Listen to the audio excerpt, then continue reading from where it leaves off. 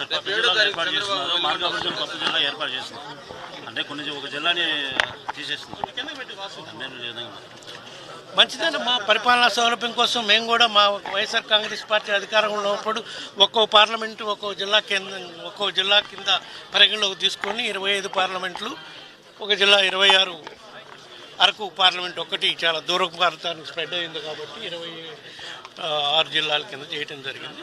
ఇప్పుడు ఇంకా వాళ్ళు ఎలక్షన్ ప్రామిస్లు ఇచ్చిన మేరకు వాళ్ళు మార్కాపురం జిల్లాని ప్లస్ పోలవరం జిల్లా ఇచ్చారు కాబట్టి మంచిదే, ప్రజలకి మరింత దగ్గరగా పాలన జరిగే అవకాశం ఉంటుంది కాబట్టి మేము స్వాగతిస్తున్నాం. కానీ ఆ డివిజన్ మార్కాపురం డివిజన్ జరిగిన దాంట్లో భాగంగా దర్శి నియోజకవర్గాన్ని, మార్కాపురానికి దగ్గరగా ఉండే దర్శి నియోజకవర్గాన్ని ఒంగోలు జిల్లాలో కలపటం అనేది ఇక్కడ కొంచెం నాయకులు, ప్రజలు దాని మీద కొంచెం అసంతృప్తి వ్యక్తం చేస్తున్నారు. చాలా అసౌకర్యమైన కూడా భావిస్తున్నారు.